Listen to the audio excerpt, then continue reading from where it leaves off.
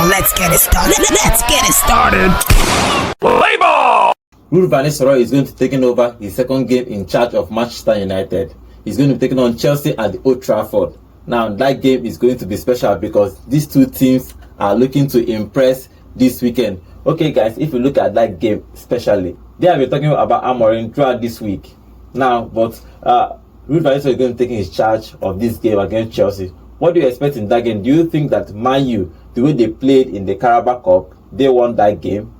Or they are going to be returned? You know, the last game in the Carabao Cup, I think they won 5-6-0 against 5-2. Then against Burnley was 7-0. It was 7-0. So probably they are getting results in the Carabao Cup. But once they come back to the EPL, they move back to their default setting where they miss chances. But they are going to play in Chelsea at Old Trafford now. What do you expect in that game? Well, I expect a total fight. Because now this is what, you know, when they said, we were saying this before, and I'll quote you now. The players didn't want to play for Ten Hag anymore because at some point I was not seeing reports from the media that he lost the dressing room with the Sancho situation, not even with the Ronaldo situation, with the Sancho situation where he was demanding a public apology and I have to freeze the guy out of the starting lineup, and the players felt like he took it too far. You get so when players like that, when stuff like that happen in the dressing room, some players want to play for you, some players don't want to play for you, and I think the same disciplinary action that Man United fans were crying about under Ole Gunnar Solskjaer that wasn't there was not instilled by this man, and yet Man United fans are now angry at him, and the players are not giving the result. So I think, for me now, Van Nistelrooy is coming into this side now. He's going to rally the club around. This is where you say a new manager has come in. They are doing it for the past manager to get the results. They are doing it in salute for the past manager. Now he's lost his job, and Van Nistelrooy is going to take over, and he's going to do a good job with them. But for Chelsea match, I'm not going to say they're going to win with the blowout. It's just going to be a fight because Maresca has been in this job for the past 9 weeks and he's been getting results so far. He's just gotten, he got results, because I won't say he didn't get results. He got results against Man City, though, because you saw the fight in this team, but they just couldn't score a goal against Man City. And he got results against Liverpool where they came out to play football. But he got the results against these two teams in performance, not in the results. But in performance, he got the result. But against Man United, it's going to be a fight, not just for the Chelsea side, but for the Man United side, to prove that they are here to compete for the Premier League. Okay, John, what are you expecting in that game? Because that game is, these two guys are trying to impress. Do you think Maresca can cook? You know, he has lost all the big games this season. Yeah. I won't consider Man U this season as a big club, but they are still a big club in general. But do you think that game, that Maresca can do something in that game? You know, for me, coming into that game against Man U, Enzo Maresca has a golden opportunity to, you know, buy back some points from the table. You know, he dropped points against Man City. He dropped points against Liverpool, even though they had a good performance, like he said. But then at the end of the day, it's a points tally. It's not performance tally. And so against Manchester United, you have to pick up all 3 points. And I think the expectation should be to go there and get all 3 points. That should be the expectation. Now, the question is, which Chelsea side are we going to see turn up? Are we going to see the side who throw away a Carabao Cup game against Newcastle? Or are we going to see the guys who turned up to win Newcastle in the Premier League, who turned up perennially this season to win most of their games and put them where they are on the table right now? It's just those little tweaks. Then for Manchester United, are we going to see them come back to their default setting in the Premier League, or are we going to see this high morale spilling over from the Carabao Cup into that game? Because let's not forget, Manchester United versus Chelsea. Chelsea are a better side. Obviously. No doubt. Better side, better setup, better manager. And it's now everything on Manchester United to prove otherwise, that they deserve to beat Chelsea at home. There's something, I'll quote Jurgen Klopp on this one. He says, whenever the media is not right about Man United, they end up surprising you. Whenever everything in the media is bad about Manchester United, you get a result that surprises the world. Everybody, they have been bad for 3 years. No. Don't be surprised for the past 3 years. Another one. And then secondly, nobody in the media in the past 2-3 days are saying anything bad about Manchester United. You can't keep preying on these little pockets of sentiments. You get, that's Jurgen Klopp, and he said it, and that day he lost the game against Man United. You get, so every manager knows at some point what, because you can write Man United off in the media, you can write them off, because currently now everybody's going to write Man United off. They don't have a manager. Van Nistelrooy is just coming in. The morale that from the DC might not spill over, from the Carabao Cup might not spill over. So everybody is writing Man United off against Chelsea. in this game now, you see Man United put up a fighting spirit. We saw it last 2 seasons, we saw it last season, we saw it before now. You say anytime you write Man United off in a particular game, they end up getting the result against that game. You could see that it happened in the finals. FA Cup finals last season. It happened against Newcastle in the Carabao Cup finals last season. Newcastle were a better side, you know that. But I'm just saying, these results keep happening for Man United in favor of Man United. And I'm saying this is a new manager. It's going to be a different team. Because now it's like the last manager, because we now feel it like, until the results come out, we will know that these players were not willing to play for Erik ten Hag no more. The last performance they put up against any other team was maybe around February last year, earlier this season. I think they played well against Westham. Against Crystal Palace, nobody expected Man U to come away. What did they come away with? A draw. They couldn't score for the life of them. You understand me? So for me, this is another conspiracy theory. I wouldn't give it any ears, because this is just something that happens, and you can't build your career around conspiracy theories. The main thing is, going into the game against Chelsea, Manchester United have to turn up big. And now Palmer is going to be playing. He was rested he wasn't introduced in that game against the Carabao Cup against Newcastle, but obviously he's going to be playing against this game. Who do you think will start, Fernandes or Palmer? Who do you think will control that midfield? For me, the most important thing is who pairs alongside Enzo Fernandez in the midfield. Is it going to be a Moises Caicedo, or is it going to be Lavia? Because if you look at the game in midweek, it was someone else that was paired alongside him, while Dewsbury Hall was on the right flank, and I feel that vacuum in that midfield was one of their problems. So who is going to play alongside Enzo Fernandez? Because if you saw the game against Liverpool, they dominated that midfield at least for the first 60 minutes, and it was down to these 3 key men in midfield. So whoever starts alongside him against Man U is going to be key to how the game is going to play out. It's going to be key to how they will unlock Palmer. Unlock Bruno too. Now Bruno, we've already seen who is going to play alongside him. I just hope they play an Eriksen. You get, though the pace might overwhelm him, but you play an Eriksen who is experienced, knows how to fight into pocket spaces, knows how to get the ball into tight spaces and distribute the passes, knows how to fall back and build from the back. So if they are going to build from the back, Eriksen and Casemiro should be starting. But if they need the energy that they need to go forward, then Ugarte should be starting. Then if Ugarte is starting, it means Bruno has the room, because Ugarte has the legs to cover the defensive midfield role. So it means Bruno could have the room to create as many chances as he could. You saw him in the last game against Leicester City. Let's not say that's just Leicester City and that's just Carabao Cup. That was the Premier League side. It was a team that plays in the Premier League. You get, so for me, if you put up the numbers for Cole Palmer in this game and put up the numbers for Bruno Fernandes, I think Bruno Fernandes will come up top in this game. Okay, let's get a prediction for that game. Chelsea and Manchester United. Who wins? Now, what's the scoreline? Man United 2-1. Man United is 2-1. Chelsea 3-0. Chelsea 3-0. Oh wow, Chelsea 3-0 at Old Trafford without Man United scoring a goal. Come on now. Let's see if it happens. The other big game happening on Saturday is Spurs versus Villa. But even though Villa lost their game in Carabao Cup, who do you think will win in this game? For me, I think Villa have been building.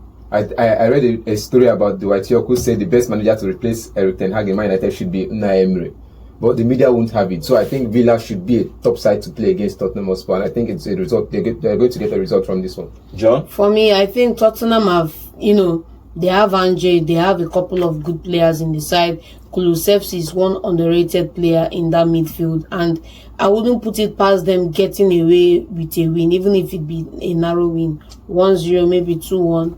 Tottenham win. Okay, let's move on to the Saturday game. I'll start with the early kickoff. Newcastle is going to be hosting Aston. Both of them are not really informed when it comes to Premier League. Who do you think comes out on top in this particular first fixture of the weekend? The defense line for Arsenal is back. The Saliba Wahala is over for now. So I think it's going to be a tough one. Newcastle breaking into that defense to go. So I think I will stick with Arsenal on this one to some extent, because I know, but the key factor is Odegaard is not back. So the attack will do the work, the defense will do the work, but the midfield is going to lack creativity. So it's going to be a narrow win for Arsenal if they are going to win it. John? For me, yeah, valid points all around. I'm still worried about Odegaard not being around. And I feel Newcastle are, in the frame of Bournemouth. Bournemouth beat Arsenal last time out, and I think Newcastle should be in the frame to be able to do that. Best case scenario, draw. Okay, then let's move on to the afternoon fixture from 4 p.m. now. Let's talk about the Ipswich versus Leicester City. Who wins? Leicester City.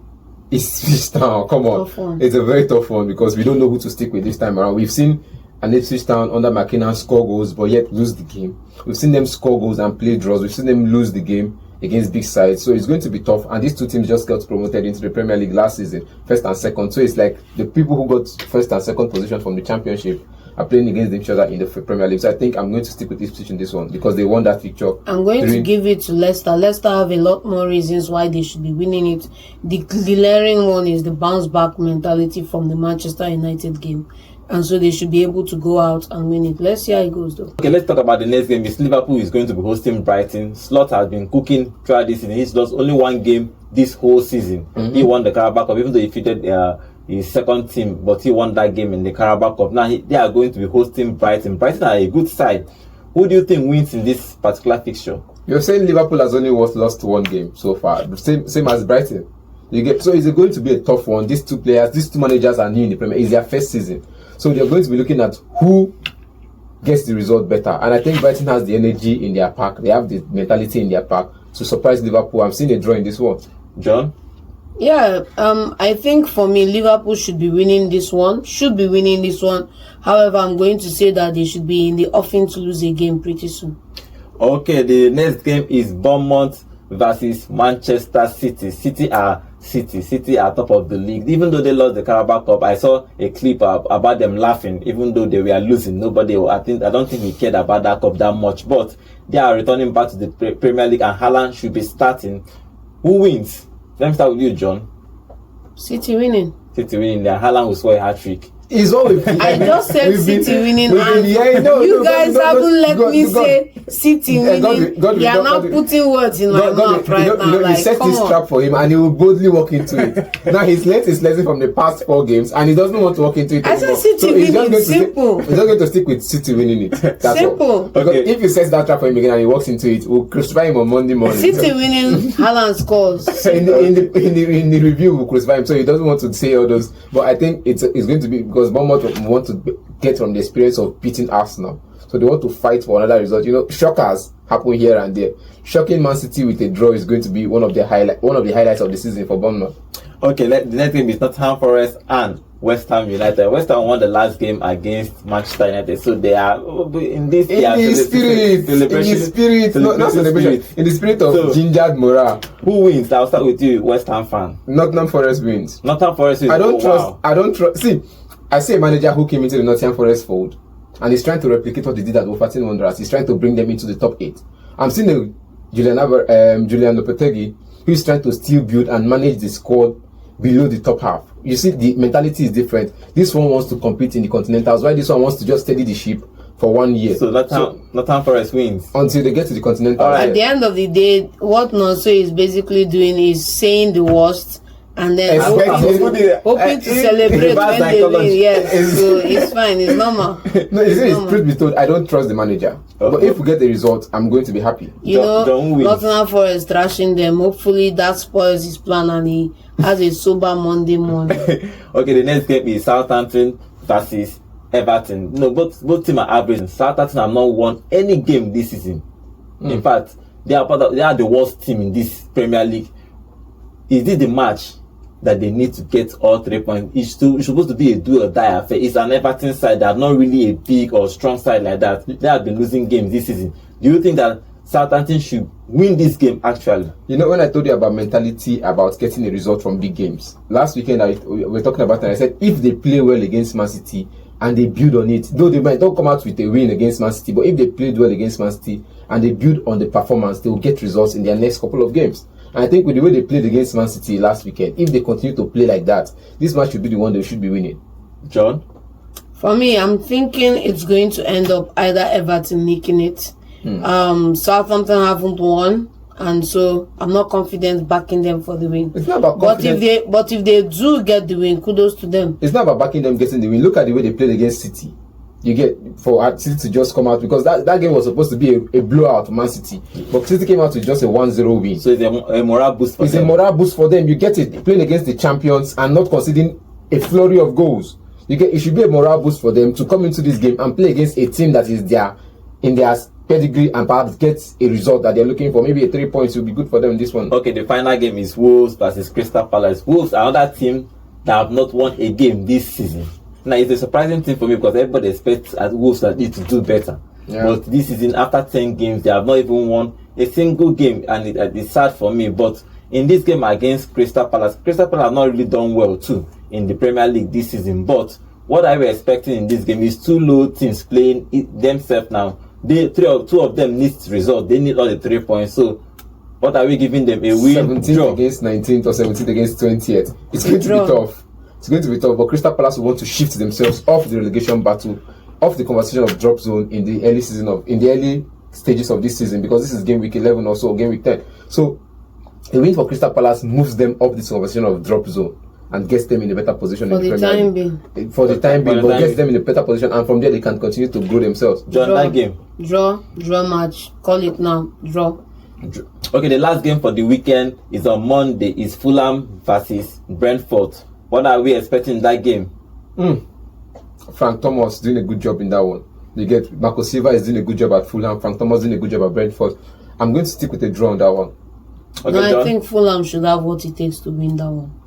Okay, let's see what this weekend is going to be giving us. Especially the game Manchester United versus Chelsea is going to be a big game for Ruud van Nistelrooy or Maresca. They are going to be looking for the 3 points because they are looking to break into that top 4 this season. Let's see if this weekend will give us a whole lot of goals. We hope it gives us a whole lot of goals.